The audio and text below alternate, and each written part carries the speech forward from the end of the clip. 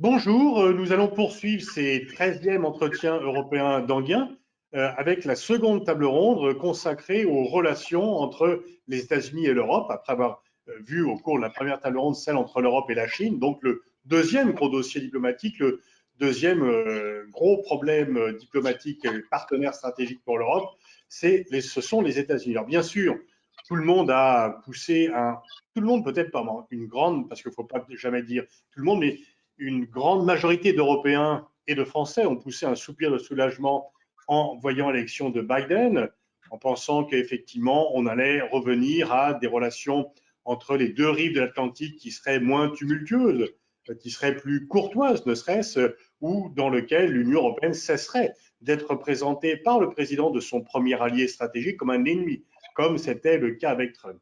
Et donc, Biden a, dès sa prise de fonction, et même avant sa prise de fonction, il n'a pas cessé de marteler que America is back et que donc les États-Unis sont de retour, qu'ils sont de retour dans l'OTAN, qu'ils sont de retour dans l'accord de Paris pour préserver le climat, qu'ils sont de retour dans l'OMS, qu'ils sont de retour dans le système multilatéral et le système mondial. Mais Biden parle également de leadership. Et là, et c'est aussi vu de façon différente, dans un premier temps, tout le monde se félicite d'avoir une fois encore un président décent, courtois, poli et interactif et plus multilatéraliste à la Maison-Blanche, mais jusqu'où ira le multilatéralisme de Biden? Ça ne sera plus Trump, mais il ne faut pas se méprendre sur le fait que les États-Unis développent une politique multilatérale telle que les Européens aiment à l'entendre, et que notamment, on a déjà un peu parlé au cours de la première table ronde, toute la notion d'extraterritorialité, législation extraterritoriale américaine qui pèse sur les économies européennes et sur la souveraineté européenne, sont quelque chose dont je doute qu'elles disparaissent avec Biden. D'ailleurs, il suffit de rappeler que la très lourde amende que la BNP a payée de 9 milliards de dollars pour avoir commercé avec des pays, à savoir le Soudan et l'Iran, avec lesquels les États-Unis ne voulaient pas qu'elle commerce, a été faite lorsque Obama était président, et non pas quand Trump était président, et que notre compatriote Franck Pierucci a été mis en geôle pendant 2 ans et demi pour faire pression sur Alstom pour obtenir le démantèlement d'Alstom et le rachat par General Electric. Et là aussi, c'était sous Obama. Et les différents présidents n'ont pas pu le faire libérer séance tenante. Voilà. Donc, est-ce qu'il y a une réconciliation et jusqu'où va être cette réconciliation? Et pour en parler, nous avons 4 panélistes. Gaël Stiman, qui est le cofondateur et le président de Doxa, qui est notre partenaire de longue date, historique de ces entretiens. Et merci Gaël de ta fidélité et toujours ce sondage qui donne un peu de piment à nos débats. Mélissa Bell, qui est correspondante à Paris de CNN et qui nous donnera son regard d'une américaine vivant en France et en Europe et donc qui fait le pont entre les deux rives sur nos relations. Francis Wurtz, qui a été pendant 25 ans au Parlement européen et donc qui a connu tous les débats des relations entre l'Union européenne et les États-Unis et qui préside aujourd'hui l'Institut d'études européennes de Paris 8, notre partenaire, et Henri Vernet, qui est rédacteur en chef de la rubrique politique internationale du quotidien Le Parisien aujourd'hui en France. Et Henri est aussi un ami de longue date et un participant de longue date de ces entretiens.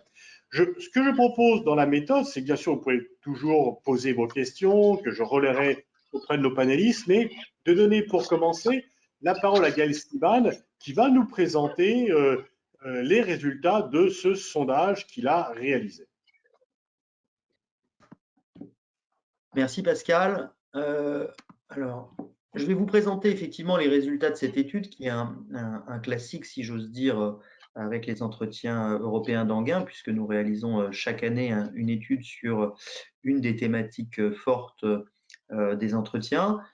S'agissant des relations entre les États-Unis et l'Union européenne après l'élection de Joe Biden, on a posé quelques questions qui situent, je crois, la perception de nos concitoyens sur les États-Unis aujourd'hui et sur ce que pourra être leur relation. Un point de méthodologie, l'enquête elle a été réalisée tout récemment, les 10 et 11 février dernier, auprès d'un échantillon représentatif de 1000 personnes. Que nous disent les Français? Alors d'abord, on a voulu les interroger sur l'opinion, l'image qu'ils avaient des États-Unis d'Amérique. Il y a deux manières de prendre les choses. Une consistant à prendre la photographie statique qui s'offre à nous, et on voit que l'image des États-Unis en France n'est pas spectaculairement bonne, hein.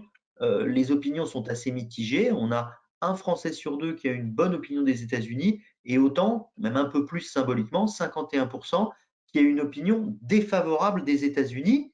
Alors, ça peut paraître beaucoup, mais vous savez qu'il y a de très nombreuses enquêtes qui existent et qui suivent l'image des États-Unis en Europe et en France singulièrement, notamment celle du Pew Research Center. Et on voit qu'évidemment, ça fluctue en fonction de qui est à la Maison-Blanche.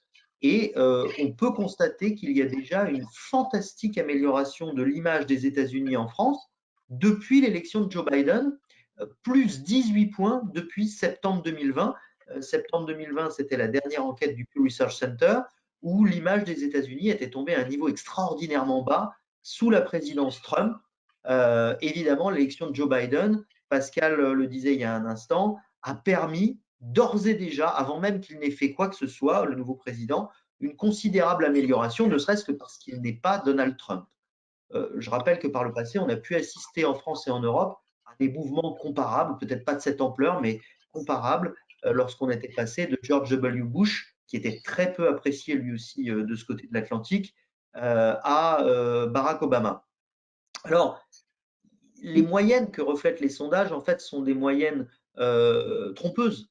En réalité, les États-Unis suscitent une opinion tout à fait positive auprès de pans entiers de la population française et une opinion beaucoup plus négative auprès d'autres. C'est cela qui fabrique ce 50-50. En l'occurrence, les cadres, les Français les plus urbains, on va le voir dans un instant, les sympathisants des partis de droite et du centre, ont une bonne image très majoritairement des États-Unis, alors que les catégories plus populaires et les sympathisants des partis de gauche et des partis dits anti-système ont une mauvaise image de ce pays. Vous le voyez sur l'écran, je pense, quand on ventile, comme on dit en sondage, politiquement l'image des États-Unis, là encore, ça n'est pas nouveau, on l'observe de manière assez fréquente, eh bien, on voit que l'opinion à l'égard des États-Unis, elle est majoritairement négative auprès des sympathisants des partis de gauche, mais aussi auprès des sympathisants du Rassemblement national, et qu'en revanche, elle est plus positive auprès des sympathisants du centre ou centre-droit, pourrait-on dire aujourd'hui, les sympathisants de la République en marche, et elle est franchement positive auprès des sympathisants de la droite républicaine. Les sympathisants LR sont les 2 tiers d'entre eux à avoir une bonne opinion des États-Unis. Voilà, ça c'est pour les États-Unis. Maintenant, parlons du président, du nouveau président Joe Biden. Quel est l'état de l'opinion sur Joe Biden?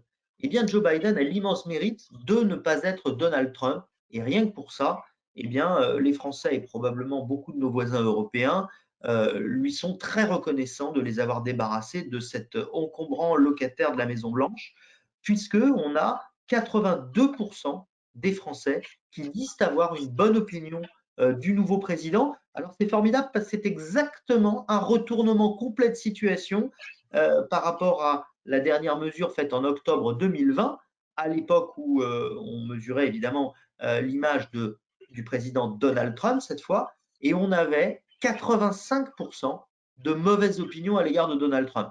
Pour faire simple, Biden est tout aussi apprécié que Trump était détesté par nos concitoyens, même si dans le cas de Biden, c'est plutôt une attente que en se fondant sur des éléments bien concrets de sa personnalité, de sa politique qui expliquent ce niveau. Là, pour le coup, il n'y a pas vraiment de différence politique.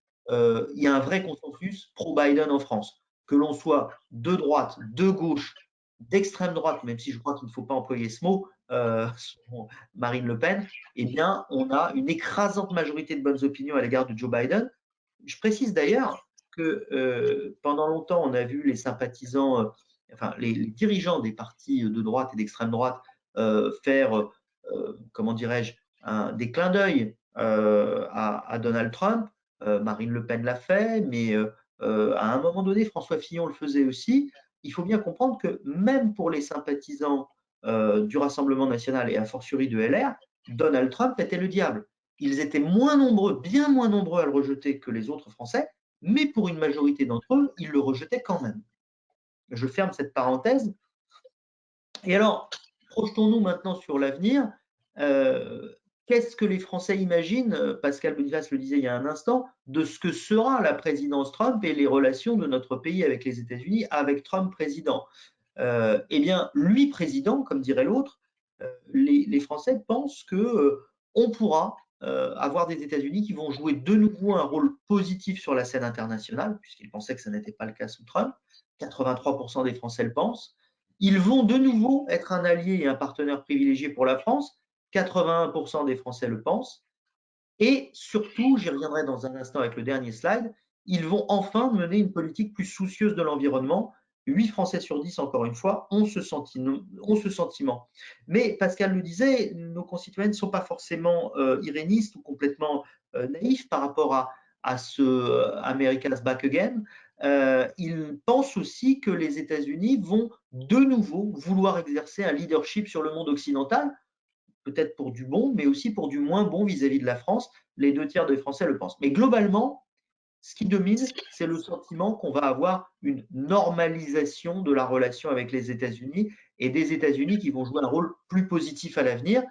Et je le disais il y a un instant, il y a un domaine sur lequel ça va jouer très fortement, c'est la question des accords de Paris et du réchauffement climatique, puisque les Français sont persuadés que le retour des États-Unis dans l'accord de Paris et les promesses faites par Joe Biden à ce propos, eh bien, ça permettra vraiment à la communauté internationale de lutter plus efficacement contre le réchauffement climatique.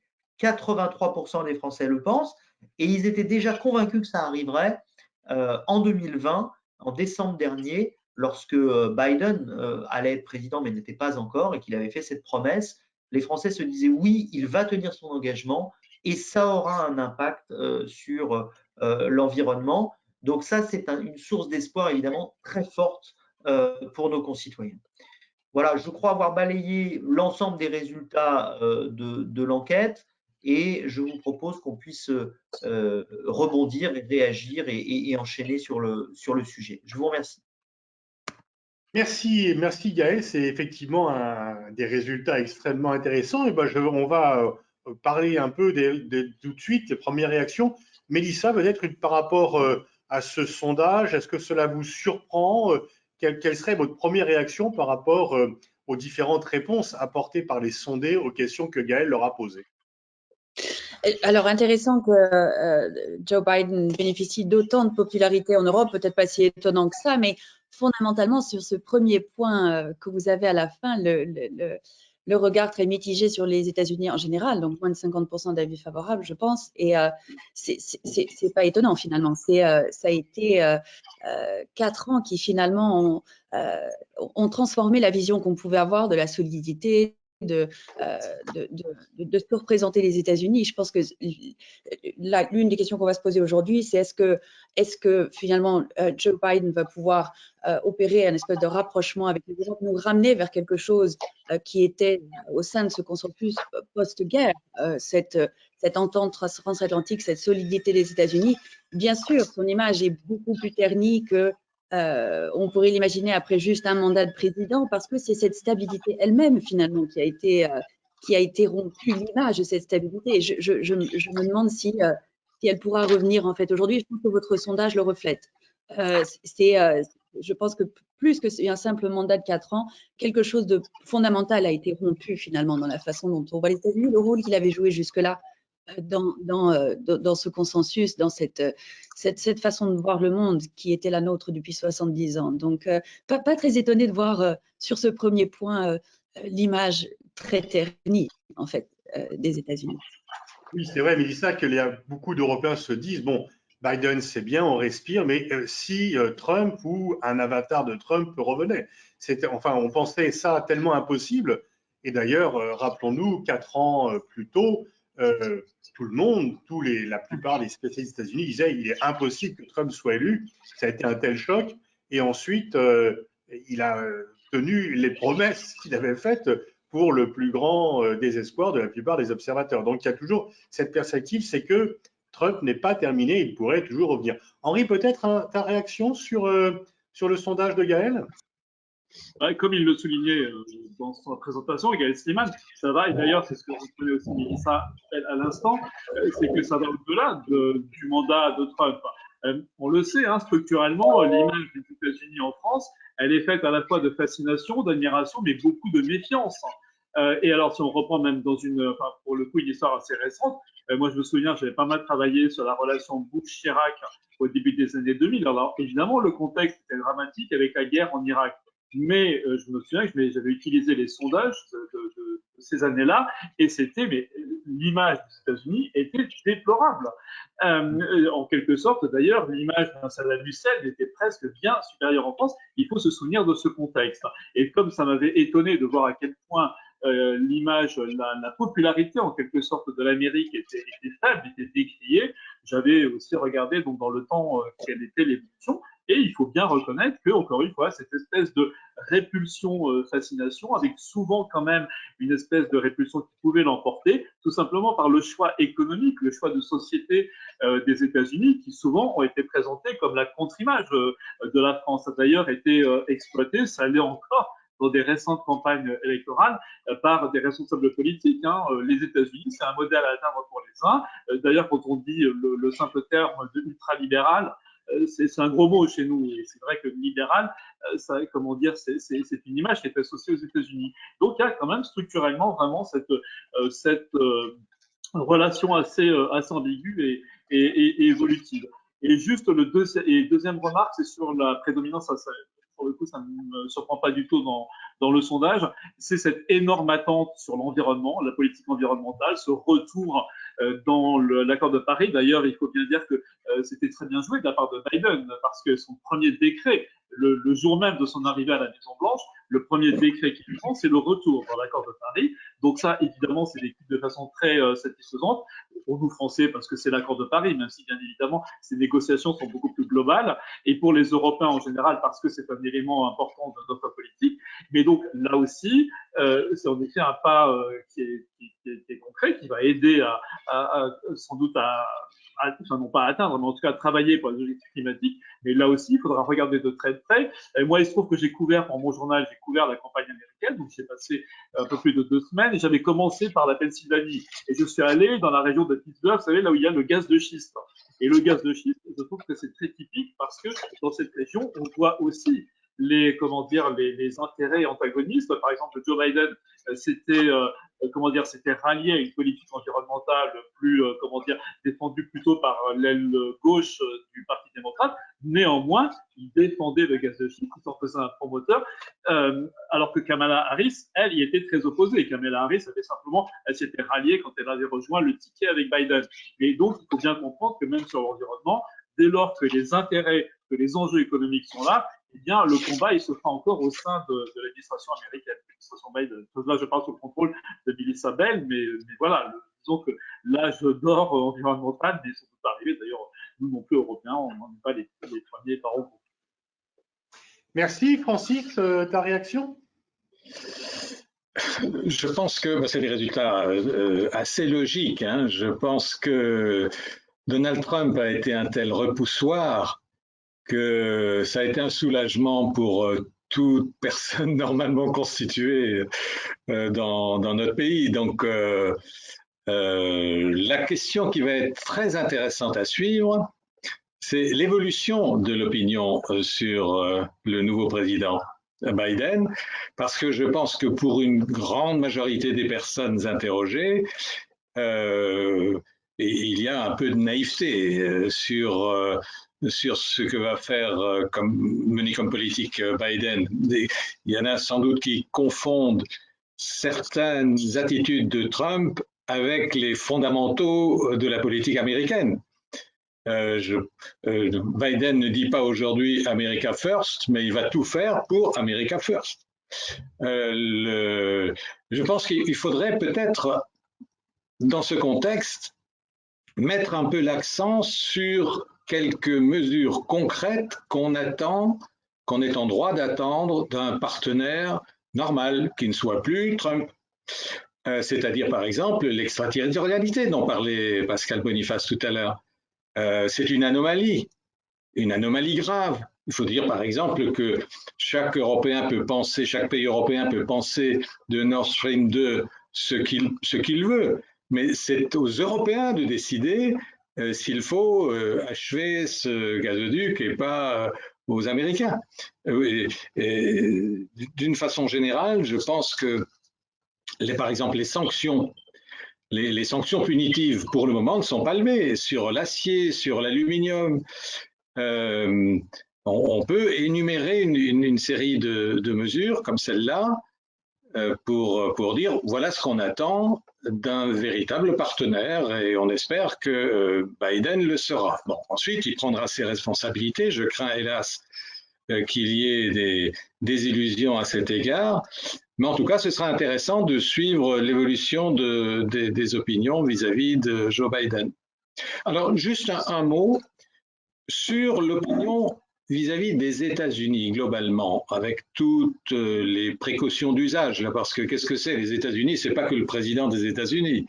Moi, j'ai une très très bonne opinion de certains secteurs des États-Unis, un certain nombre d'universitaires des États-Unis, le mouvement Black Lives Matter, etc. Et globalement, j'ai une opinion beaucoup plus mitigée sur les États-Unis. Donc, il faudrait déjà préciser les questions. Mais j'ai vu, je n'ai pas les détails sur moi, mais j'ai vu une enquête d'opinion qui a été réalisée dans une dizaine de pays de l'Union européenne, plus la Grande-Bretagne, qui donnait des résultats beaucoup plus sévères vis-à-vis des États-Unis. Je crois qu'il y avait 9% en moyenne de confiance. C'était pas bonne ou mauvaise opinion, de confiance. Ensuite, c'était depuis l'élection de Biden. C'était depuis l'élection de Biden, mais tout au début, c'est-à-dire qu'il n'avait pas encore évoqué ses positions, mais c'était quand même une enquête qui portait sur, je crois, 11 000 personnes. C'est un échantillon. Moi, je ne suis pas spécialiste. Gaël Sliman, je ne sais pas si l'échantillonnage était suffisant, mais en tout cas, ce sera intéressant à suivre concernant la question la plus précise dans ce sondage, à savoir qu'est-ce qu'on pense non pas de l'Amérique en général, mais de son nouveau président. Là, je me tourne vers Gaël. Il y a toujours la réputation pour la France d'être anti-américaine, entre guillemets, bon, depuis De Gaulle, etc., même si c'est très raccourci, très résumé, très caricatural. Mais en fait, et là, je parle sous ton contrôle, Gaël, je crois plutôt savoir que lorsqu'on fait des enquêtes dans plusieurs pays européens, le sentiment à l'égard des États-Unis n'est pas très différent en France qu'en Allemagne, voire y compris en Royaume-Uni. Et notamment, tu parlais de la période où c'est Henri qui parlait de la période de la guerre d'Irak. L'opposition à la guerre d'Irak était encore plus forte en Allemagne et y compris au Royaume-Uni qu'en France. Donc, est-ce que tu confirmes, Gaël, que finalement, il n'y a pas vraiment une exception française? Non pas par rapport aux pays de l'Est, bien sûr, pas par rapport à la Pologne et aux Pays-Bas, mais par rapport à ce que Rumsfeld appelait la vieille Europe dans l'attitude par rapport aux États-Unis. Alors, oui et non. C'est-à-dire que oui, il y a bien quelque chose qui est commun aux Européens sur le regard porté sur les États-Unis. Petite parenthèse, et non, je vais dire, parce qu'il y a quand même une propension en France à souvent porter un jugement plus sévère, notamment dans les périodes délicates. En France et dans les pays latins, on va dire. Mais cela dit, Francis Wurtz fait allusion à des enquêtes du type, je ne sais pas si c'est celle-ci, mais du type de celle que réalise le Pew Research Center, et puis il y en a bien d'autres qui sont réalisées. Il y a celle faite par EOS Gallup Europe qui teste régulièrement tout un tas de dimensions de la politique européenne et du regard porté par les Européens, notamment sur plein de choses, dont les États-Unis. On est évidemment sur des échantillons très importants parce que dans chaque pays, on interroge 1000 personnes, parfois 500. Mais mis bout à bout sur les 27 pays de l'Union européenne, ça fait du monde. Et ce que nous disent toutes ces enquêtes, et c'est pour ça que c'était bien qu'Henri rappelle la période de 2003, c'est qu'il y a quelque chose de commun ou de global sur le regard porté par les Européens et les Français en particulier sur les États-Unis. C'est la première puissance au monde, c'est le gendarme du monde, c'est le plus fort, et c'est aussi un pays qui sert parfois de modèle et de contre-modèle. Et ce pays il y a des périodes où il y a une acuité particulière du regard qui est porté sur lui en positif et en négatif. Sous Obama, il y a eu une Obamania qui était absolument folle, déraisonnable même, dans les pays européens. Mais alors en France, j'ai sondé à maintes reprises après l'élection d'Obama, qui succédait au diable aussi. Alors il y a un diable plus grand aujourd'hui qui s'appelle Donald Trump, mais il faut se souvenir ce que représentait George W. Bush pour les Français. C'était le diable. Et donc, un homme cool, sympa, noir, de gauche pour les États-Unis et donc finalement acceptable pour tout le spectre politique français, de l'extrême gauche à quasiment l'extrême droite. C'était Jésus réincarné, c'était le Messie. Et donc, on a eu à un moment donné un regard très positif porté sur Obama, mais aussi sur les États-Unis. Parce qu'aujourd'hui, la première fois qu'on a fait de mania, c'était pour la Gorbimania, puisque tu parles d'Obama qui succède à Bush. Lorsque Gorbatchev a succédé à Tchernenko ou Brejnev, il y a eu la Gorbimania. Je te garde, Gaël, parce que Arthur demande pourquoi il ne faut pas employer le terme d'extrême droite, ce que tu as dit dans ton intervention initiale. Non, c'était une boutade parce que Marine Le Pen avait menacé il y a quelques années de sanctions toute personne qui qualifiait, à l'époque c'était le Front National, de parti d'extrême droite. Donc à ses yeux, on avait le droit de dire que le PC et ce qui deviendra les Insoumis, c'est l'extrême gauche. Par contre, on ne pouvait pas dire que le Front National de l'époque était l'extrême droite. C'est pour ça que c'est une boutade. Mais juste, c'est une précision historique. De procès aux journaux qui utilisaient ce terme. Oui, c'est ça. Il y avait des procès pour les journaux. Donc, j'ai pris un gros risque en disant ça. Mais pour revenir à l'image des États-Unis, l'image des États-Unis s'est améliorée. Elle a gagné 18 points depuis l'élection de Joe Biden par rapport à l'époque Trump. Mais tout ça est fragile. Et effectivement, si on pose d'autres questions qu'une question d'image globale, mais des questions sur la politique américaine, moi, je ne crois pas que les Français soient vraiment naïfs par rapport à Biden. Surtout qu'ils ont été vaccinés avec Obama, parce qu'ils ont été un petit peu déçus quand même par Obama à la fin. Je crois simplement qu'ils sont soulagés que ce ne soit pas Trump et qu'ils ont un certain espoir sur ce qu'il pourra faire, cet homme, notamment en matière d'environnement et de relations avec la France. Mais ils ne sont pas non plus complètement aveuglés. Alors, une question peut-être pour toi, Francis, de Damien. Malgré les prises de conscience européennes sous la présidence de Trump et les analyses de la politique américaine largement diffusées auprès des dirigeants européens, l'Europe peut-elle vraiment avancer dans l'objectif commun de souveraineté et d'alternative au modèle américain et chinois? Bien, j'ai une impression un peu contradictoire.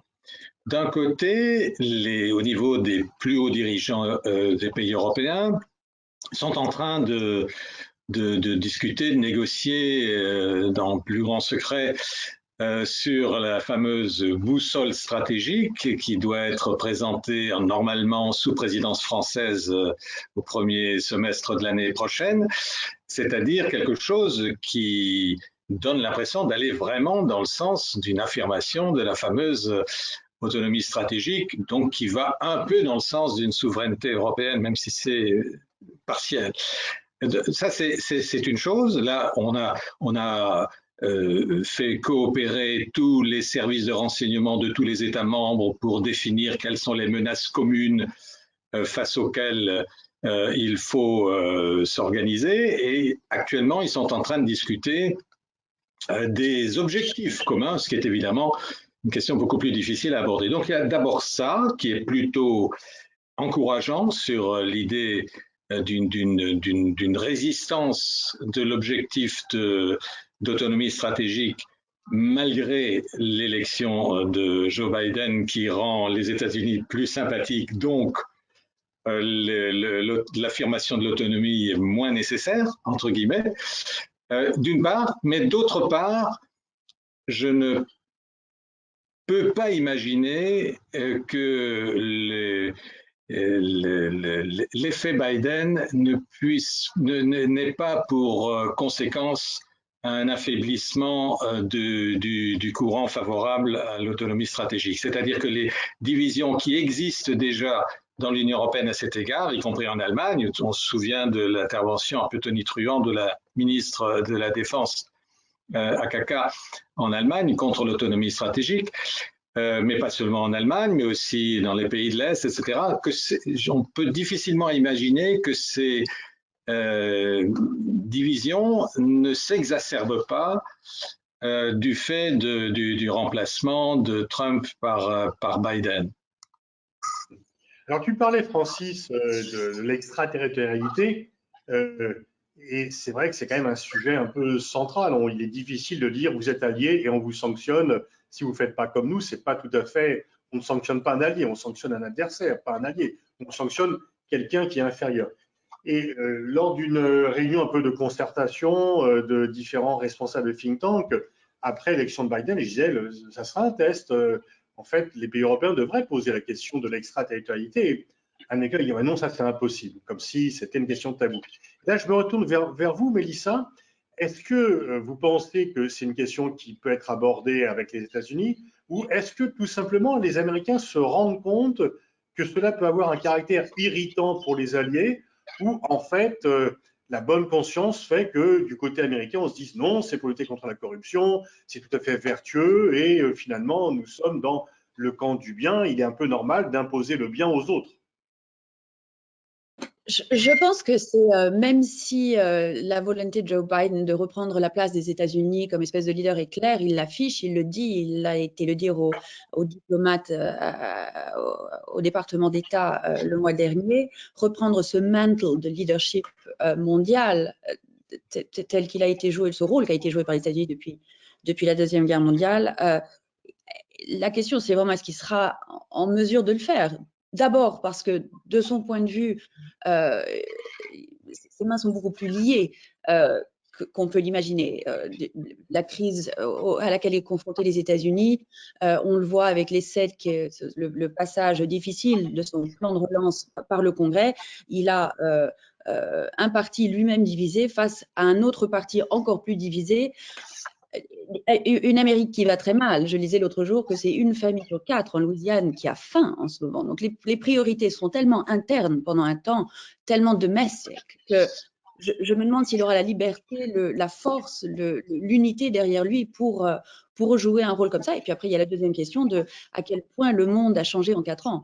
Et c'était intéressant ce que vous disiez à l'instant, Francis, sur l'Europe. Il était tellement facile finalement pour l'Europe de s'unifier en l'absence des États-Unis pendant 4 ans. Quelle sera sa capacité à rester unifiée par rapport aux États-Unis maintenant? Je pense que ces divisions risquent d'émerger plus, mais en tout cas, cette volonté d'être plus indépendante, les équilibres qui ont changé entre la Russie, la Chine, les États-Unis, le monde est tellement transformé. C'est difficile d'imaginer que Joe Biden puisse finalement rejouer le rôle qu'ont joué des présidents américains avant, même s'il en a la volonté. Je ne pense pas qu'il en ait la force. Henri, de ton côté, toi qui connais bien le système politique américain, est-ce que tu penses que on peut poser cette question de l'extraterritorialité ou c'est dans un angle mort de la pensée américaine qui n'a pas envie, enfin, pour lequel c'est un tabou sur lequel on ne veut pas revenir? En tout cas, pour le moins, c'est difficile. Et d'ailleurs, les questions qu'on peut poser ou pas, ce qui est intéressant, bon, je faisais allusion tout à l'heure à, comment dire, à ma couverture des élections, mais un autre point qui m'avait frappé, c'est qu'en discutant avec les diplomates européens, là pour le coup à Washington, donc au moment de l'élection, justement, j'avais demandé, mais quels sont les points sur lesquels la relation pourrait s'arranger, pourrait être vraiment si différente que ça avec Biden, avec un démocrate d'ailleurs, tout simplement, à la Maison-Blanche, quelqu'un qui porte moins le protectionnisme que l'a fait Donald Trump, un America First en effet. Et ce qui m'avait surpris quand même, c'est que la réponse c'était, mais pour l'instant, c'était très sincère, c'était totalement off, mais c'était sincère, c'était, mais pour l'instant, on n'en sait rien, parce qu'en réalité, on n'a pas eu de contact. C'est-à-dire que les équipes diplomatiques françaises en l'occurrence, mais c'était plus largement européenne, et l'équipe Biden n'avait tout simplement, c'était comme une espèce de bulle sanitaire plus solide que celle du 15 de France pendant cette campagne, pour une raison d'ailleurs assez simple, c'est qu'en réalité, l'équipe Biden voulait à tout prix éviter de se retrouver dans la situation de 2016 avec des accusations d'ingérence, des bugs, comment dire, des pénétrations numériques, etc., comme on l'avait vu dans la campagne précédente. Et donc, il voulait éviter ça, donc ça se préservait. Alors, ce qui fait que un sujet comme celui-là, qui est aussi délicat, pour l'instant, certes, maintenant l'administration est en place, mais il n'y a pas encore vraiment d'indication sur ce qui sera possible.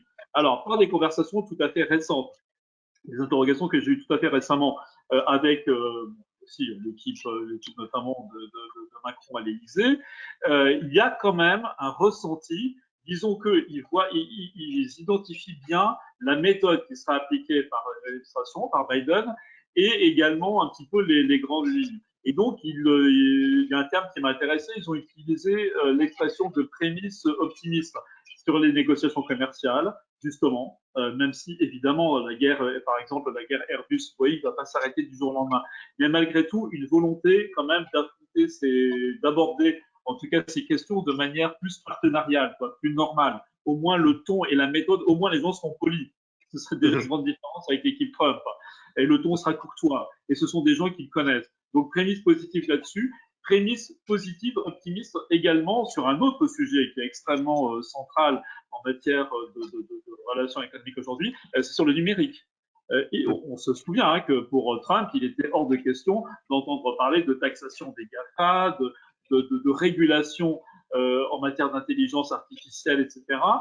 Et là-dessus, comment dire, côté européen, on sent un ton quand même plus positif, plus optimiste.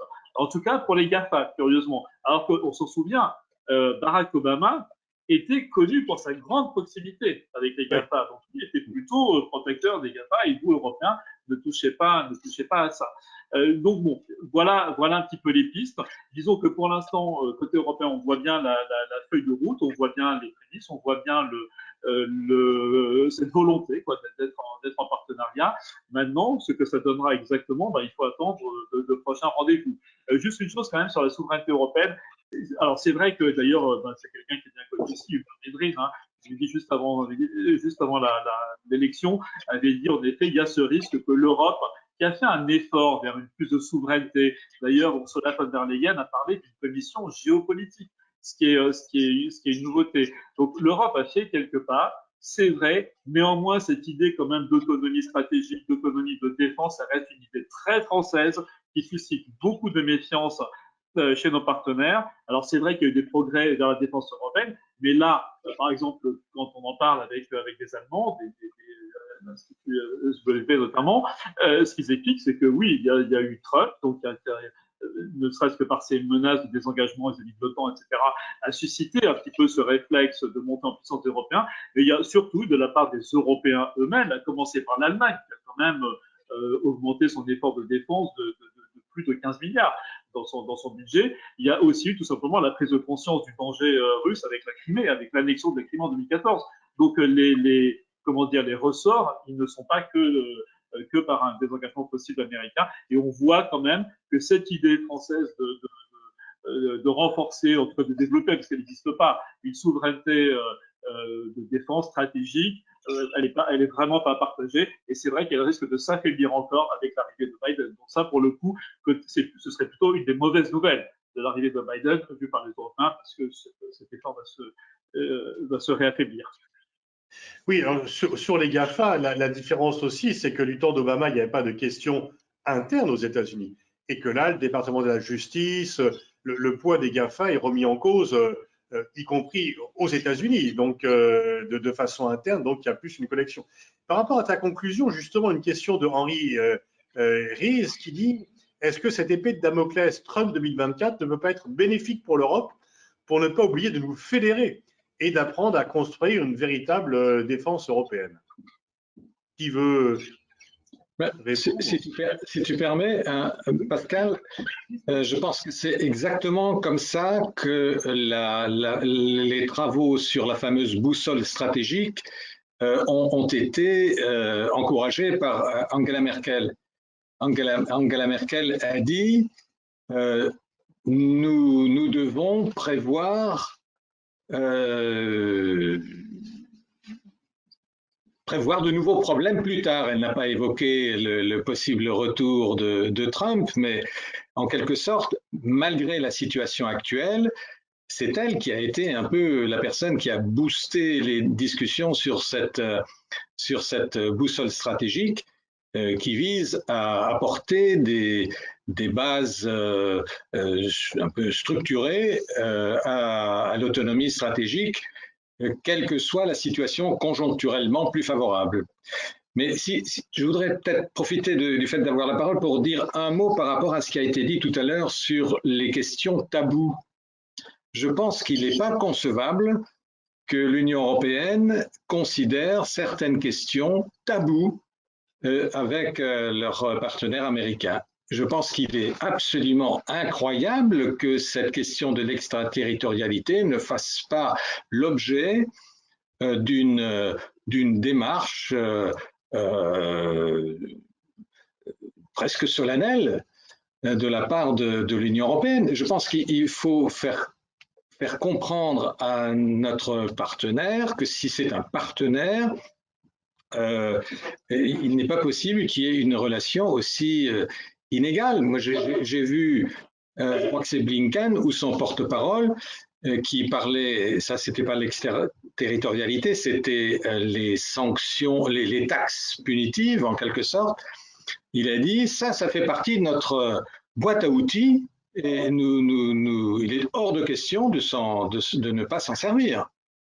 Donc ça c'est quand même des pratiques qu'on ne peut pas concevoir sans rien dire entre partenaires. Donc je pense qu'il ne faut pas qu'il y ait de questions taboues, y compris la question de la suprématie du dollar. Je pense qu'il n'y a pas de question taboue, c'est peut-être l'occasion de le faire de façon respectueuse, diplomatique, mais ferme. Si on veut réduire la dépendance dans des domaines stratégiques, ce n'est pas seulement vrai vis-à-vis de la Chine, c'est vrai aussi vis-à-vis des États-Unis. Si on veut éviter les pratiques dominatrices, ce n'est pas seulement les pratiques déloyales de la Chine, c'est aussi la domination du dollar. Je pense qu'on peut avoir une confrontation adulte, respectueuse, cordiale, mais ferme. Alors, une question d'Emmanuel qui se dit, est-ce qu'il va y avoir un tournant allemand de Biden? Est-ce que l'Allemagne va devenir le premier partenaire des États-Unis? On sait que déjà, pour Obama, Mme Merkel était une interlocutrice beaucoup plus importante. Alors, pour Trump, c'est l'inverse. Mais est-ce que les États-Unis vont avoir pour priorité l'Allemagne, un peu au détriment de la France? Mélissa, peut-être Je pense que c'est vrai que c'est possible, mais je pense que le départ d'Angela Merkel changera sans doute pas mal de choses, juste en termes du personnage auquel on s'était habitué et à sa façon de faire. Et puis, pour les États-Unis, on parle depuis tout à l'heure de tout ce qui attend finalement Joe Biden. C'est les tout débuts de son administration. Toutes sortes de questions se posent sur quelle sera sa capacité à s'engager avec le reste du monde, quelle sera la façon dont il va le faire. Mais il sera face en termes d'Europe à toutes sortes de changements ici. Non seulement le départ d'Angela Merkel qui peut changer les choses, mais aussi l'élection française de l'année prochaine. C'est-à-dire que l'Europe elle-même a, sur les mois, sur les années qui viennent, des changements qu'on peut imaginer importants et qui changeront sans doute la nature du dialogue entre Washington et les capitales européennes. Il est difficile pour l'instant, je pense, de prévoir quel tour. Henri? Oui, le fait de souligner que le départ d'Angela Merkel va changer beaucoup de choses, c'est totalement vrai. Ça compte beaucoup dans l'équation. Néanmoins, sur cette question de Biden, est-ce qu'il a un geste pas déjà, il faut noter qu'il a eu un geste assez fort symboliquement vis-à-vis de l'Allemagne. C'est que on se souvient que Trump tout récemment avait décidé de réduire le contingent américain. Vous savez, les 35 000 soldats qui sont en permanence en Allemagne, et donc Trump avait décidé de réduire cela. Biden l'a immédiatement gelé. C'était un de ses premiers gestes. Donc il a dit non, les boys restent en Allemagne. Et ça, c'est quand même un symbole du bien fort parce qu'il faut bien, encore une fois, moi je reviens là-dessus, pour les Allemands, ils ont beau multiplier des coopérations, notamment le fameux programme SCAF sur l'avion européen l'avion de combat européen du futur, dont le noyau est totalement franco-allemand, bon, même si c'est un partenariat qui rencontre actuellement de grosses difficultés, à la fois politiques et industrielles. Néanmoins, c'est quand même quelque chose qui est fondamental pour l'intégration européenne en la matière. Donc pour l'Allemagne, le lien avec les États-Unis, le lien au sein de l'OTAN, reste quelque chose d'extrêmement important, d'extrêmement fort. Et donc ce premier geste de Biden a été tout à fait salué en Allemagne et apprécié. Et de même, encore une fois, je disais, la réaction souvent dans les chancelleries, c'est au moins maintenant ce sera courtois et poli. Bah, là aussi, c'est spectaculaire sur ce terrain-là, puisque on se souvient aussi à quel point la relation entre Trump et Angela Merkel était glaciale. Il y avait une vraie hostilité entre les deux, alors que Emmanuel Macron, lui, était l'un des rares Européens à avoir tenté, ça a échoué, cette carte-là a complètement échoué, mais à avoir tenté la carte, non pas de l'amitié, mais enfin de la relation personnelle entre deux dirigeants, ça allait très loin, puisque Trump en était même arrivé à lui épousseter l'épaule, ce qui évidemment avait été diversement apprécié. Mais donc un lien avec l'Allemagne, bah oui, parce que d'abord ce sont deux puissances économiques qui se parlent, hein, l'Allemagne étant de très loin la première puissance industrielle européenne, la première puissance exportatrice. Donc ça, évidemment, ça parle tout de suite à Washington, mais c'est aussi entre les deux un vrai terrain de confrontation, puisque l'Allemagne a toujours des craintes justement pour sa production et ses exportations industrielles, et notamment automobiles. Donc c'est vraiment, ce sont deux puissances qui ont des intérêts communs. Donc que l'administration américaine choisisse de s'appuyer dessus, oui, c'est une possibilité, c'est intéressant, mais en effet, avec la réserve, comme le soulignait Mélissa Bell, de ce qui va se passer dans l'après-Merkel. Dernier point là-dessus, encore une fois, dans ce qu'on peut entendre des deux côtés, il y a un aspect qui est plutôt bien accueilli à Paris, par les diplomates à Paris, c'est selon eux, ils ont en quelque sorte un mandat assez clair de la part de Washington, en quelque sorte d'être un petit peu les ambassadeurs, on leur confie l'idée de façonner un peu l'esprit européen à, vous savez, le fameux partage du fardeau. C'est-à-dire que dans l'Alliance Atlantique, il y a deux aspects. Il y a le partenaire américain qui vient là avec sa puissance, qui d'ailleurs aussi des armements, mais ça fait longtemps, bien avant Trump, c'était déjà le cas d'Obama et c'était déjà encore avant le cas de Bush, ça fait longtemps que les Américains demandent à ce que les Européens prennent leur part du fardeau et donc montent en puissance. Eh bien, et ça évidemment, ça rejoint totalement la stratégie française, la vision française d'une Europe plus autonome. Et là-dessus, les contacts avec l'administration Biden laissent penser que cette administration est donc assez favorable à ce que la France, en effet, se fasse le promoteur de cette idée. Gaël, sur ce sujet, tu veux intervenir? Sur ce sujet, il y a un point qui, moi, m'intéresse en tant qu'observateur de l'opinion. Je ne suis pas expert de l'opinion américaine, loin s'en faut, mais il y a quand même il y a deux points qui m'interpellent. Le premier, c'est que Donald Trump était rejeté par une majorité d'Américains avant son élection. Les Américains ont voté pour lui parce que la moitié des électeurs va voter et l'autre moitié ne va pas, et parce que son adversaire a fait une mauvaise campagne et que lui a réussi à fédérer un noyau dur qui a voté pour lui. Mais il ne faut pas se tromper, ce n'était pas une personnalité populaire ou appréciée. Pour autant, avant la crise du Covid, si on regarde les enquêtes d'opinion aux États-Unis, eh ben, par rapport au nombre de bourdes ou de ce qui nous apparaissait être des bourdes énormes qu'il avait pu faire, par rapport à sa propension à tweeter n'importe quoi, n'importe comment, finalement, Donald Trump s'en sortait pas mal en termes d'opinion. Et il y avait un ressort à cela, c'était sa propension à défendre, à donner le sentiment qu'il défendait les travailleurs américains contre l'étranger, qu'il prenait tout un tas de mesures, parfois à l'emporte-pièce, parfois en estimant bien, que tant pis pour le multilatéralisme, tant pis pour le fait de négocier à égalité avec des partenaires, on allait tordre le bras des Européens, des Chinois, des uns et des autres pour protéger les travailleurs américains. Et ce sentiment, il était assez présent aux États-Unis. Le Covid est passé par là, sa très mauvaise gestion de cette situation d'épidémie l'a condamné, Donald Trump. Mais avant cela, il n'était pas si mal parti. Si je dis tout ça, ce n'est pas pour reparler du passé, c'est pour peut-être imaginer que les démocrates et tous ceux qui succéderont dorénavant à Donald Trump auront peut-être à l'esprit de se dire qu'ils doivent donner le sentiment à leur opinion publique et notamment aux Flying States, aux personnes qui ont, aux petits blancs, entre guillemets, qui ont le sentiment de ne pas être protégés par Washington, qu'ils les protègent vraiment. Et ça n'ira sans doute pas dans le bon sens d'une relation apaisée multilatérale entre les États-Unis et l'Europe. C'est la première réflexion que je me faisais. Et la deuxième, par rapport à une des questions qui a été posée ou un des rebonds que vous avez eu sur la putative réélection de Donald Trump en 2024, je ne me risquerai pas à faire des pronostics, mais il est bien possible que l'existence d'un courant maintenant aux États-Unis assez présent, très à droite pour schématiser les choses, très conservateur, grève lourdement la possibilité pour les républicains de pouvoir se reconstituer en une force politique efficace et pertinente. En tout cas, c'est une possibilité qui existe et qui jouera probablement en faveur des démocrates à l'avenir aux États-Unis. Francis, vu de Strasbourg, est-ce que tu vois les États-Unis aller plutôt vers l'Allemagne ou vers la France? Écoute, c'est pas vu de Strasbourg, je dirais, je suis à Strasbourg, hein, mais vu de Munich, j'avais suivi, comme vous aussi peut-être, la conférence de Munich sur la sécurité.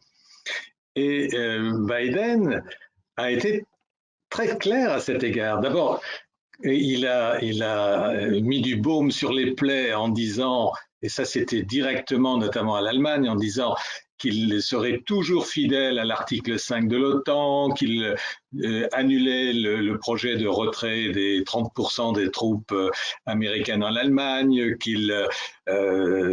etc., etc. Qu'il soutient l'objectif d'une Europe unie. Et puis il a dit, mes amis, mes bons amis européens sont des dirigeants exceptionnels, et il a cité un seul de ces dirigeants exceptionnels, Angela Merkel, alors que tous les autres étaient présents. Je pense qu'effectivement, d'une part, il y a la personnalité d'Angela Merkel, alors là, évidemment, ça va être bientôt fini pour elle, mais c'est aussi la force de l'Allemagne. Je pense qu'il doit aussi se dire que si l'Allemagne résiste à pousser trop loin l'autonomie stratégique, ce sera bon pour les États-Unis. Parce que c'est quand même en Allemagne qu'il y a le sentiment atlantiste le plus fort. Je me souviens des expressions d'Angela Merkel au moment, justement, où Trump a annoncé le retrait de 30% des troupes. Elle a eu des formules, c'est là qu'elle avait dit nous devons prendre notre destin en main.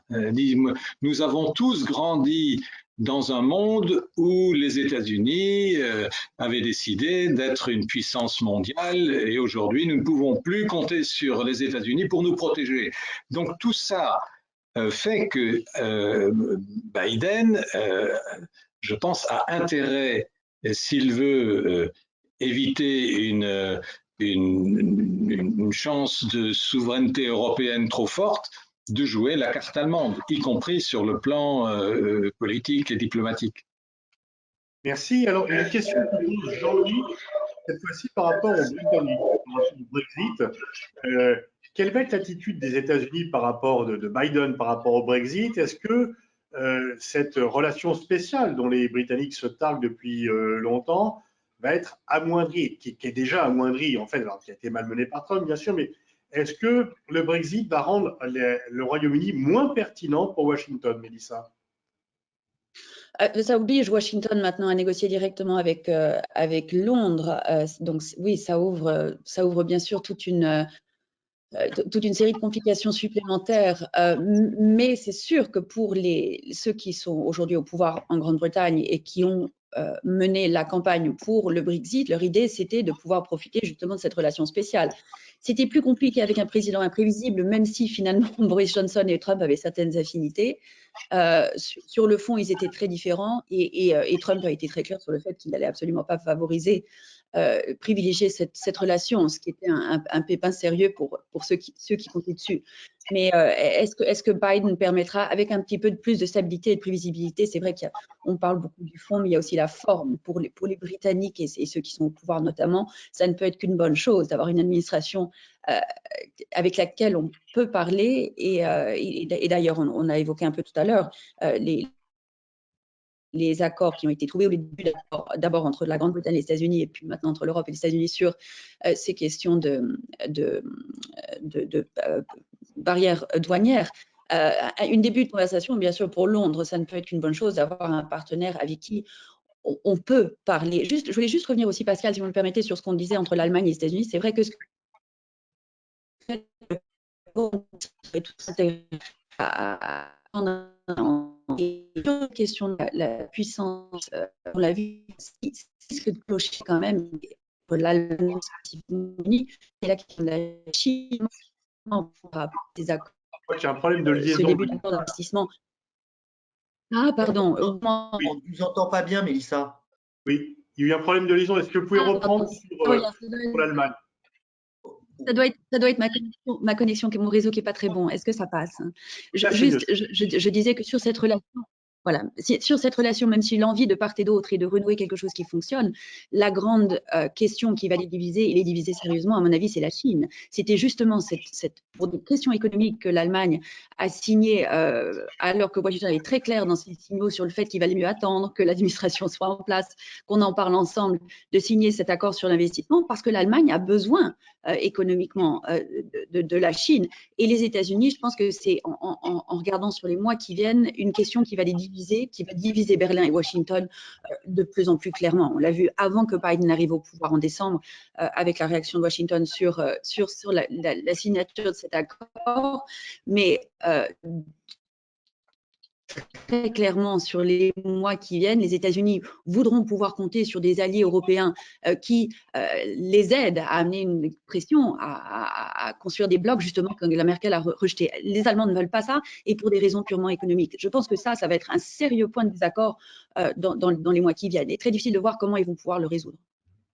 Tout à fait. Et pour aller dans votre sens, Mélissa, dans la table ronde précédente, je crois que c'est Sylvie Matelli, ou une des intervenantes qui disait que l'Allemagne a un bénéfice commercial. L'Allemagne est l'un des rares pays européens à avoir un excédent commercial avec la Chine, d'environ entre 30 et 40 milliards, et c'est à peu près le même, c'est supérieur, c'est 50 milliards. Et donc, en fait, l'Allemagne ne peut pas choisir aujourd'hui entre les États-Unis et la Chine si on lui demandait de choisir, parce qu'elle a des intérêts. La Chine est devenue quand même un partenaire commercial avec les Européens presque aussi important que les États-Unis. Henri, tu veux réagir sur le Brexit, sur le lien États-Unis-Royaume-Uni dans le cadre du Brexit? En fait, sur les deux thèmes, et aussi sur Chine et États-Unis, Brexit et États-Unis, je ne suis vraiment pas un grand connaisseur du sujet. Juste peut-être une remarque, c'est que c'est vrai que clairement, la défaite de Trump a été une vraie perte pour l'équipe de Boris Johnson.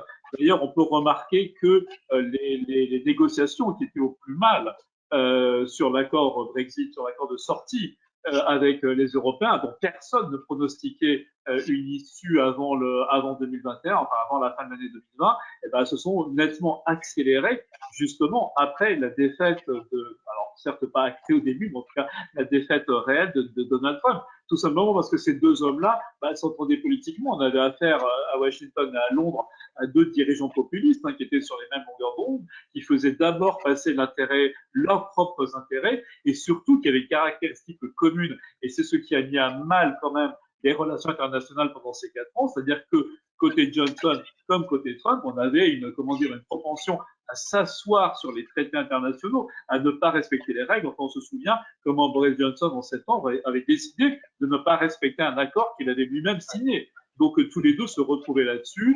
Et le deuxième symptôme de cette entente, du fait que les deux étaient sur la même longueur d'onde, c'était que Johnson avait se targué d'avoir un nouvel accord commercial avec Washington bien avant celui qu'il aurait avec les Européens, tout simplement parce qu'en effet, il pensait qu'avec l'équipe Trump, les négociations iraient très vite. Elles ne sont pas allées assez vite pour que ça se fasse avant sa défaite. Et en effet, Biden, lui, dès sa campagne, comme ça a été rappelé, dès sa campagne, Biden avait prévenu qu'il n'aurait aucune complaisance à cet égard et que l'accord serait conforme aux intérêts des deux parties. Donc là-dessus, c'est clair qu'il y a une espèce de, non pas de handicap, mais enfin que maintenant Boris Johnson et le gouvernement britannique doivent composer avec un environnement différent. Bon, même si, il faut bien le reconnaître, par ailleurs, Johnson a plutôt le vent en poupe actuellement parce que tout ce qui se passe sur le front du Covid, de la pandémie, c'est plutôt comme le projet un député européen il y a peu de temps, c'est plutôt une affiche publicitaire pour le Brexit, entre la fin annoncée d'un confinement britannique, les succès sur le vaccin, etc. Mais bon, sans doute va-t-il devoir quand même ajuster ses ambitions en matière commerciale. Mais là, encore une fois, quand on parle, alors je sais que c'est un peu caricatural, mais quand on parle du dessein britannique après le Brexit, de faire une espèce de Londres, de Singapour sur Tamise, hein, la formule a été employée par les Brexiteurs eux-mêmes. De toute façon, on voit aussi que certes, il y a cette relation privilégiée entre les grands cousins américains, mais il y a aussi la volonté des Brexiteurs, à commencer par Boris Johnson, de jouer avec les nouvelles puissances économiques qui sont en Asie. Donc de toute façon, il y a aussi cette idée de retrouver en quelque sorte le Commonwealth revitalisé. Donc il diversifie aussi ses intérêts. Et juste sur l'aspect Chine, alors moi j'élargirais, c'est pas uniquement Chine-Allemagne, parce que ça se retrouve cet enjeu avec ce fameux accord qui a fait grincer bien des dents, y compris en France, hein, ça fait grincer les opinions, y compris en Europe. Donc ce fameux accord, il est UE-Chine. C'est clair qu'en effet, ça va être un test de la relation entre Biden, entre le nouveau pouvoir à Washington et Bruxelles et les Européens. Et ce qui sera un test, c'est aussi la manière dont l'Europe se positionnera.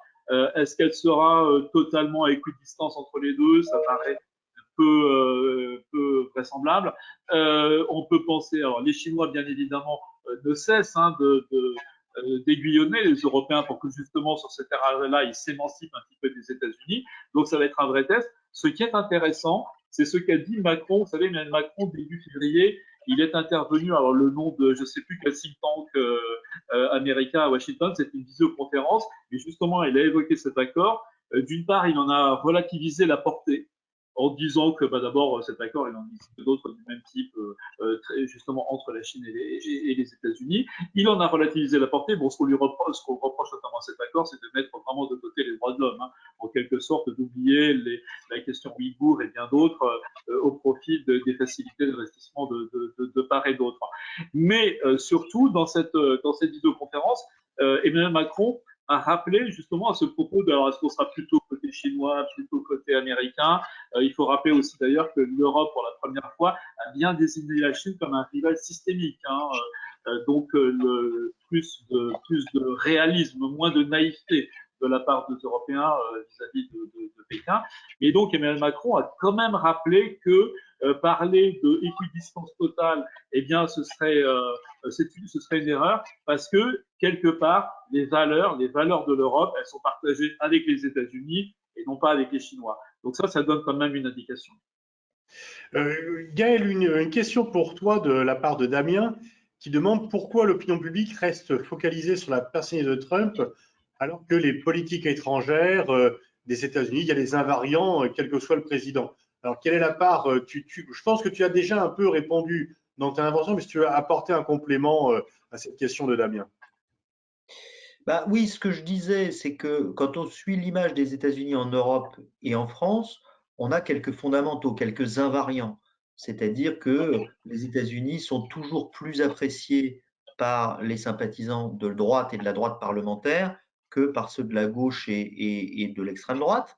Mais que globalement, selon qui est le président, on m'entend bien là? J'ai l'impression que vous Oui, écoutez, tout à fait. C'est bon, c'est bon. Selon qui est le président, on a des niveaux d'adhésion ou de défiance à l'égard des États-Unis qui varient fortement. Alors, au moment où on a George W. Bush et où on a la guerre d'Irak, par exemple, dans tous les pays d'Europe, je ne sais plus qui le disait tout à l'heure, peut-être toi Pascal, surtout même dans les pays qui avaient fait alliance avec les États-Unis. Oui, il est plus atlantiste. Ouais. Voilà. Dans ces pays-là, il y a un niveau de rejet qui augmente à l'égard des États-Unis très fortement. Et lorsqu'on a Donald Trump au pouvoir, le niveau de rejet et de peur des États-Unis, le sentiment un peu caricatural des États-Unis qui se fait en Europe, la distinction avec les États-Unis est plus marquée. Mais l'intervenant a raison, Damien a raison, il y a des invariants à la politique américaine que les Français n'ont peut-être pas toujours à l'esprit au moment où ils jugent les États-Unis d'Obama par rapport aux États-Unis de W ou de Donald Trump. Alors, une autre question qui dit est-ce qu'on a raison de se couper une question de Henri qui remercie pour le débat et qui dit est-ce qu'il ne faut pas repenser, alors c'est pas tout à fait lié au sujet, mais quand même, oui. Est-ce qu'il ne faut pas repenser la relation avec la Fédération de Russie? Alors, je rebondirai sur la question d'Henri pour dire jusqu'où la politique européenne à l'égard de la Russie est dépendante de celle de Washington et quelles sont les marges de manœuvre. Est-ce que l'Europe a une réelle politique russe ou est-ce que la politique européenne à l'égard de la Russie est une démarque de la politique américaine? Mélissa, peut-être, si vous voulez bien. Moi, je pense qu'elle commençait à se démarquer de la position américaine actuelle, puisque l'Europe est… Mélissa, on ne vous entend plus là. Peut-être pour l'image, en coupant la Emmanuel Macron l'a vidéo, dit aussi, se positionner plutôt vers l'idée d'un retour vers une conversation, vers le dialogue avec Moscou. On a vu.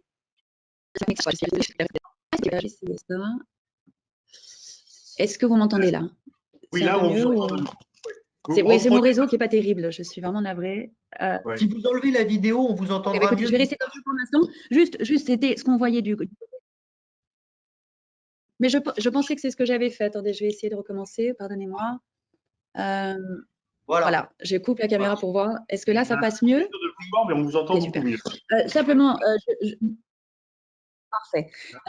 En fait, ce changement de position de l'Europe, et on avait entendu Emmanuel Macron en parler l'année dernière, c'est ce repositionnement, l'idée d'une ouverture, plutôt d'un dialogue avec l'Europe, avec la Russie, pardon, tranche bien sûr avec la position de l'administration américaine. Et encore une fois, les Européens, comme sur la question chinoise, font preuve de plus d'une espèce de volonté réelle politique, d'engager un dialogue réaliste là où on peut. Et je pense que pour Joe Biden et l'administration qui arrive, ça risque d'être un autre problème, un autre point de désaccord et un autre point qui inquiétera Washington, qui pour le coup va essayer de se repositionner avec Moscou avec une attitude qui était beaucoup plus celle des États-Unis avant Donald Trump, avec une volonté de se faire entendre sur la politique russe qui sera très différente. Donc je pense que ça sera un point de désaccord supplémentaire pour Washington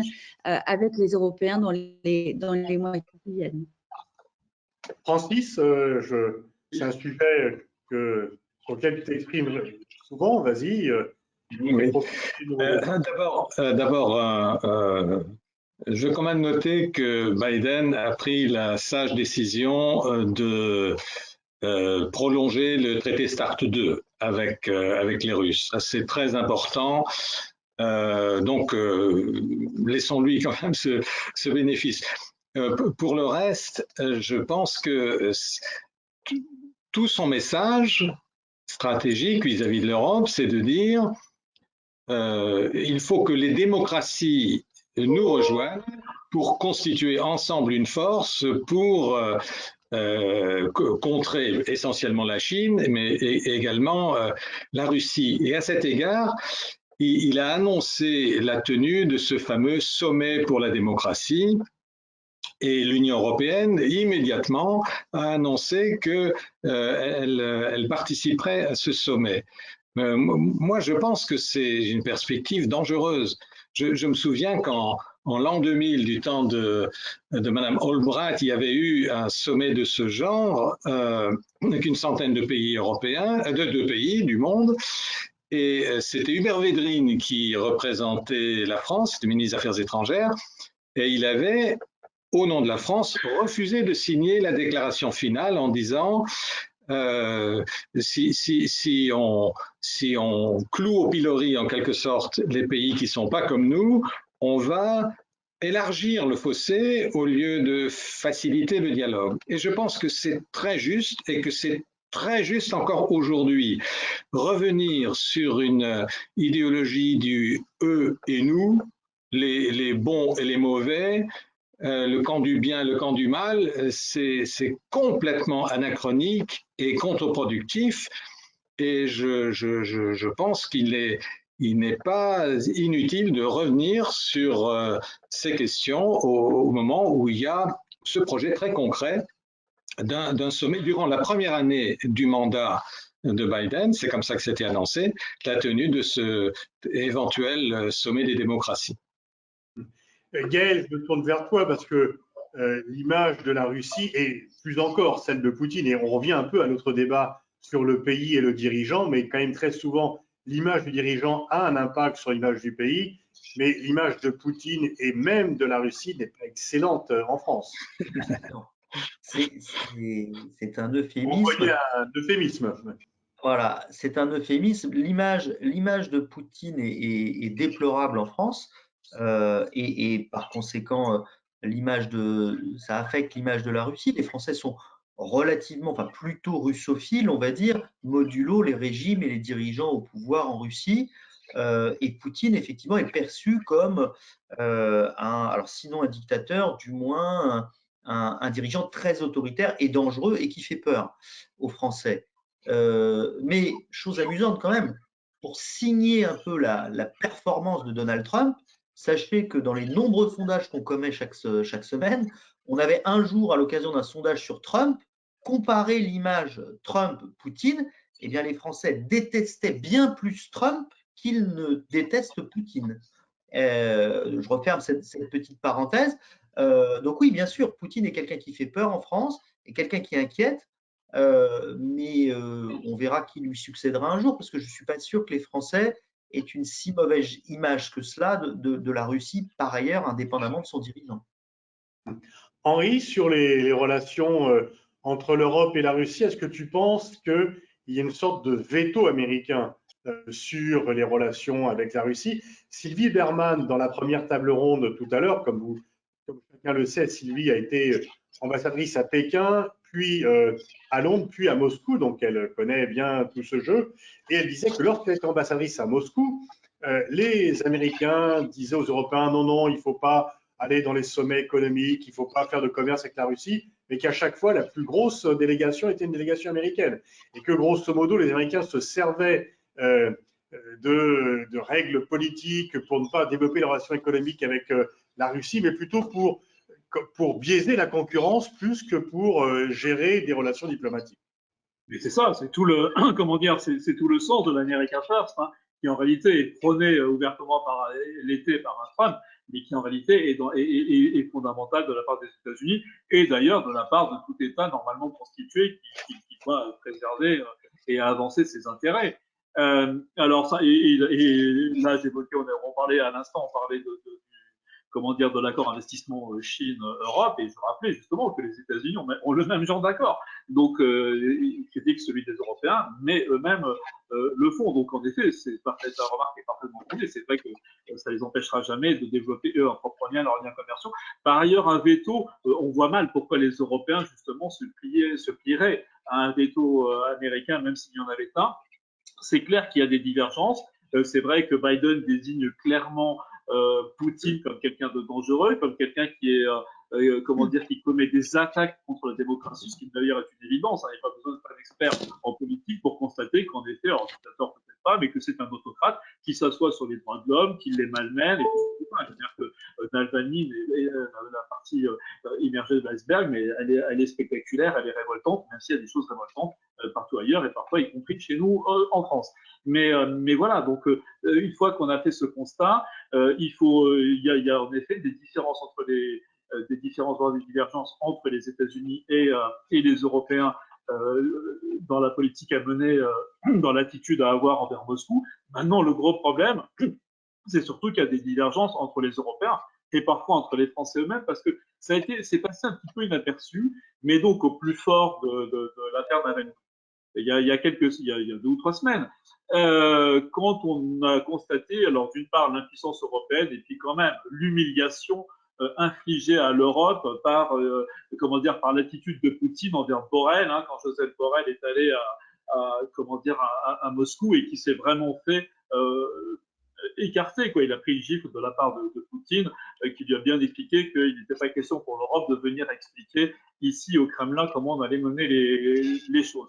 Mais donc, parmi les sanctions imaginables, non pas imaginées, mais imaginables, il y a le fameux oléoduc Nord Stream 2, hein, qui va amener, en gros, qui va doubler les apports de gaz russe à l'Europe, hein, et qui est un projet, alors, qui concerne de nombreux investisseurs publics et privés, dont certains Français d'ailleurs, mais enfin, qui est, disons, essentiellement allemand. On a vu le secrétaire des affaires aux affaires européennes, Clément Beaune, prôner un arrêt, un renoncement à cette géopolitique, au projet Nord Stream. Immédiatement, ça a été contredit à la fois par Le Drian, par l'Élysée, etc. Mais il ne faut pas toucher à ça. Pourquoi? Parce qu'en gros, on fait mine de considérer que c'est une affaire allemande. On sait que Mme Merkel y est très attachée. On sait d'ailleurs le poids de l'ancien chancelier Schröder dans toutes ces tractations, dans ces affaires-là. On voit bien que les Européens avancent divisés vis-à-vis donc de la Russie. Là, je citais donc les divisions internes au camp français, mais il y a quand même un élément qui est directeur et qui est exprimé par Emmanuel Macron lui-même, c'est Emmanuel Macron, lui, considère, comme le disait Francis Wurth, comme il le rappelait, donc la tradition gaulienne, parce que Védrine s'inscrivait totalement dans le gaulo-mitterrandisme sur ce terrain-là, c'est-à-dire de maintenir un dialogue, d'avoir un dialogue stratégique. C'est le terme employé par l'Élysée, avoir un dialogue stratégique avec la Russie, parce qu'en effet, on ne peut pas l'ignorer. Ce serait une erreur totale d'ignorer un poids pareil sur notre continent. Alors que bon, l'Allemagne est évidemment sur cette ligne-là. On voit en revanche qu'il y a des réticences dans les anciens vassaux de ce qu'était l'Union soviétique. La Pologne, les Pays-Baltes, d'autres pays aimeraient plus de fermeté. C'est d'ailleurs un des éléments sur lesquels une coopération militaire est apparue, puisque la France participe à des manœuvres militaires régulièrement dans les Pays-Baltes. Et aussi, encore une fois, on vient vu ce qui se passe en Crimée, voit ce qui se passe en Ukraine, etc. Donc la Russie, c'est non seulement un serment de division, pour résumer, non seulement un serment de division entre Américains et de divergence entre Américains et Européens, mais également entre Européens eux-mêmes. Alors, on arrive presque à la fin de notre débat, malheureusement, mais une question d'Elias, je crois, qui est très intéressante. Est-ce que nous allons voir une coopération Union européenne-États-Unis sur les conflits au Moyen-Orient, notamment sur la question iranienne? Et effectivement, on sait que c'était une question qui avait divisé les États-Unis et l'Europe, et qui, par contre, l'Europe était restée unie, y compris le Royaume-Uni, par rapport à la question iranienne. Alors, est-ce qu'on va avoir un nouveau champ de coopération? Mélissa, peut-être, si vous voulez bien? Mélissa, peut-être que Mélissa nous a quittés. Alors, Francis, comment vois-tu les choses sur notamment le dossier iranien et plus largement sur le Proche-Orient? Bon, d'abord, je tiens à saluer l'initiative prise par l'Union européenne, je crois hier, de renoncer à déposer à l'Agence internationale d'énergie atomique une déclaration contre l'Iran.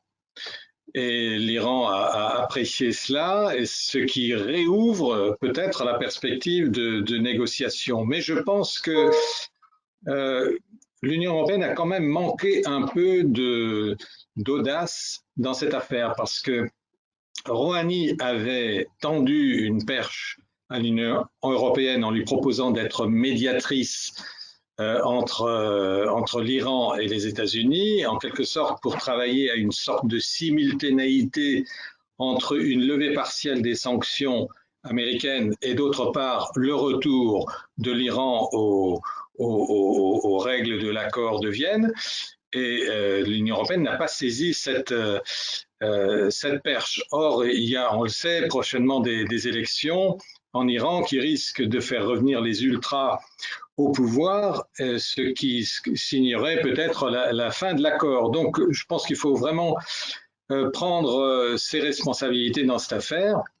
Encore une fois, c'est positif de ne pas avoir jeté de l'huile sur le feu à l'AIEA, mais je pense que ça ne suffit pas. L'affaire iranienne n'est pas encore réglée, même si aujourd'hui, on peut être un peu plus optimiste qu'il y a 2 jours. Mais si tu permets, Pascal, puisqu'on parle du Moyen-Orient, il y a autre chose qu'il faut évoquer. C'est l'attitude extrêmement ferme et extrêmement négative de l'administration Biden contre la CPI, la Cour pénale internationale, qui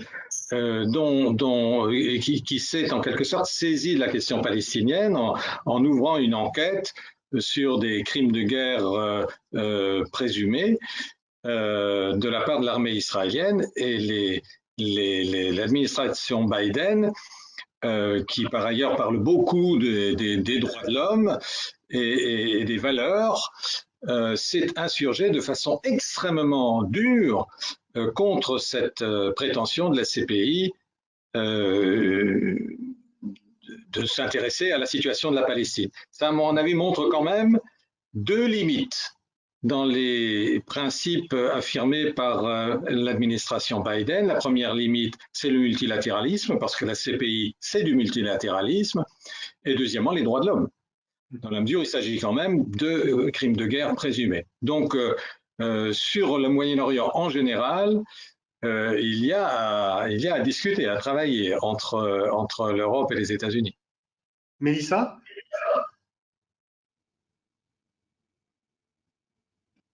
Micro. Oui. Sur cette question du dossier iranien, je pense que c'est un exemple parfait de ce dont on parlait tout à l'heure. Alors, c'est encore mon problème de… Vous m'entendez? Pardonnez-moi. C'est un exemple parfait de ce dont on parlait tout à l'heure. Il y a la volonté des uns et des autres de refaire fonctionner quelque chose. Ah bon, donc il y a la volonté de part et d'autre de revenir vers quelque chose qui fonctionne, mais toute la difficulté qui est née du fait de cette rupture qui a duré 4 ans. Souvenez-vous des problèmes qu'avait eu Barack Obama à obtenir, il s'était battu contre le Congrès pour pouvoir avancer dans ces négociations au départ. Qu'est-ce qui s'est passé depuis le départ des États-Unis? Le non-respect des règles par les Iraniens, de la méfiance de part et d'autre. Ça va être beaucoup plus difficile maintenant de venir, même si la volonté de le faire est grande. Les 4 années de chaos, de retrait, de coupure, de rupture qu'on a eues, finalement, ont un impact aussi sur les dossiers eux-mêmes. Et ça va être très difficile, au-delà des problèmes qu'aura Biden face aux républicains sur cette question, qui étaient ceux qu'avait Obama face aux républicains sur cette question. Il y a tout passé pendant ces 4 ans et les effets concrets, finalement, de ces ruptures. Et ça sera peut-être beaucoup plus difficile d'y revenir à cause de ça. Oui, mais je vous rejoins, Mélissa, parce qu'on dit souvent, on emploie souvent, on l'avait déjà employé pour Obama, d'ailleurs, appuyer sur le bouton reset, mais dans la vie internationale, on ne revient jamais à la situation d'avant, puisque les décisions antérieures ont produit des effets sur lesquels il faut revenir. Henri, peut-être rapidement, parce qu'on arrive vraiment à la fin de ce débat, sur la question iranienne, comment vois-tu les choses et peut-être là une nouvelle coopération entre l'Union européenne et les États-Unis? Du moins les trois. Oui, coopération sans aucun doute. Pardon? Et entre les 3 signataires de l'accord, puisque enfin. Oui, c'est ça. Voilà, parce que ce qui apparaît très clairement maintenant, c'est qu'en effet, les Américains redeviennent maîtres du jeu. Alors, on verra bien la vitesse à laquelle tout cela, enfin la vitesse ou la lenteur d'ailleurs, à laquelle tout ça pourra non même pas aboutir, mais déjà se retrouver autour d'une table, déjà se remettre sur un table de négociation, parce que la difficulté, en effet, tu le soulignais, le monde n'est plus le même depuis 4 ans, et ce qui s'est surtout passé, c'est que donc les Américains ont maintenu leurs sanctions, contrairement à ce qui était prévu par l'accord de 2015, mais surtout l'Iran de son côté a nettement progressé. Il a progressé, non seulement il a progressé, puisqu'on a bien vu qu'il s'est avancé en matière donc, de production d'uranium enrichi, donc d'uranium militaire, et il a régressé au niveau de l'accès, puisqu'on voit bien que l'AIEA, donc l'agence de Vienne des inspecteurs, n'ont plus accès au site, tout simplement. Donc il progresse et dans un certain mystère. Donc il est urgent de revenir donc, à une table. C'est vraiment les Américains là maintenant qui vont mener la danse. C'est pas encore le cas parce qu'il faut revenir dans le cadre des négociations. C'est clair que les Européens et notamment les Français ont là-dedans une vraie mission. Alors quand on les interroge dessus, il faut bien souligner qu'ils refusent. La France ne veut pas se dire qu'on est des médiateurs. Justement, sans doute pour éviter de froisser les uns et les autres, mais les Européens, et donc Britanniques, Allemands et Français, ont un vrai rôle pour essayer de ramener tout le monde. Maintenant, il ne faut pas se leurrer, ça n'ira pas très vite, parce que tout à l'heure, on faisait mention aux divers épisodes électoraux qui vont se passer en Europe, mais il y a aussi une élection présidentielle en Iran.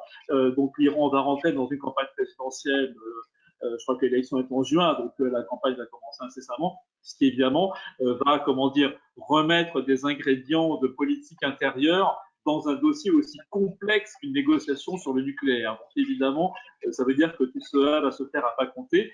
La grande difficulté pour l'instant, c'est pour que Iraniens et Américains reviennent à la table de négociation, il faut qu'il y ait des pas qui soient accomplis des deux côtés.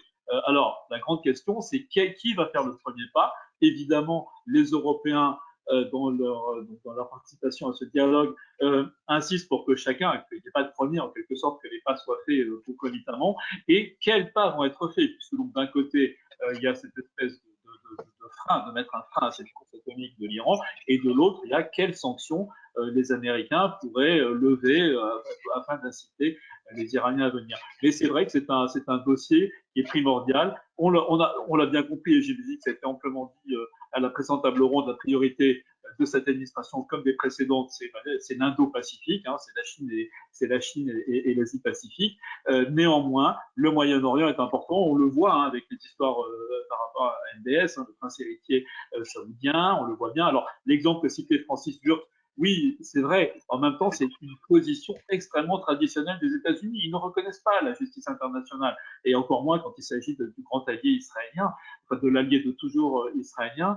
Mais voilà, en tout cas, c'est clairement, il y a en effet là-dessus une volonté de coopérer. D'ailleurs, dernier tout petit exemple là-dessus, ça va d'ailleurs jusqu'au Sahel, hein, puisque on se souvient que sous Trump, il était question de se retirer parce qu'il y a un soutien logistique du Pentagone, de l'armée américaine à l'opération Barkhane. Il était question de le diminuer, voire de l'arrêter. Et à un moment, le Pentagone avait même demandé que la France rembourse aux Américains les millions de dollars, je crois qu'il s'agissait de 40 à 50 millions de dollars dépensés pour le soutien par les drones, le soutien aérien, le soutien logistique. Et tout cela a été, d'ailleurs avant même le départ de Trump, tout cela a été arrêté. Non, les Américains continuent parce que l'apport de l'armée et des renseignements américains est primordial dans le Sahel en matière de renseignement, non seulement logistique, mais de renseignement. Donc voilà, là, et ça a été réaffirmé par Biden, y compris d'ailleurs à la conférence de Munich sur la sécurité, que non, les Américains restaient bien présents, et au sommet G5 récent du Sahel, les Américains restent bien présents dans le Sahel, en Afrique de l'Ouest. Et il faut, par rapport à l'Iran, d'ailleurs, un des effets d'ailleurs de cela, c'est la création de ce groupe E3, Allemagne, France, Royaume-Uni, qui devient actif, y compris ce qui est vu de façon positive par certains, ce qui inquiète d'autres pays européens qui n'en sont pas membres, et qui est devenu un organe de concertation entre les trois principales puissances européennes, dont une ne fait plus partie de l'Union européenne, mais qui se concertent quand même sur les questions stratégiques. Et ça, c'est une sorte d'effet indirect, de retombées secondaires du départ des États-Unis de l'accord. Donc là, une fois encore, Trump aura servi de ciment aux questions européennes, fût de façon répulsive. Merci, on arrive à l'issue de cette table ronde. Je crois que ce qu'on peut, ici le résumer en quelques secondes, mais que donc, effectivement, une ère nouvelle s'ouvre avec Biden. C'est un retour avec des relations de confiance, des relations de coopération entre l'Europe et les États-Unis, mais chacun reste quand même ce qu'il est, et que les Européens ne doivent pas avoir l'illusion excessive que les États-Unis vont adopter une politique multilatérale telle que les Européens aiment la définir. C'est qu'il y a quand même des fondamentaux dans la politique étrangère des pays, que chaque nouveau président peut donner des coups de volant, mais qu'il n'y a jamais de retour en arrière. En tous les cas, c'est quand même la fin des attaques incessantes. C'est contre le multilatéralisme. La question que l'on se posait avant l'élection, c'est est-ce que le multilatéralisme survivrait à un second mandat de Trump? D'ailleurs, si Trump avait été réélu, c'est ainsi qu'on aurait intitulé cette table ronde. Fort heureusement, on a pu la nommer d'une autre façon. Donc, merci Mélissa, merci Gaël, Francis et Henri. On va faire une pause pour le déjeuner et vous pouvez retrouver la connexion à 14h30 pour la table ronde que Sophia Cabej va animer sur l'Union européenne face à la gouvernance climatique, autre sujet fondamental. Merci à vous quatre et merci à tous ceux qui nous ont suivis. À bientôt, merci. Au revoir. Au revoir, merci. Au revoir.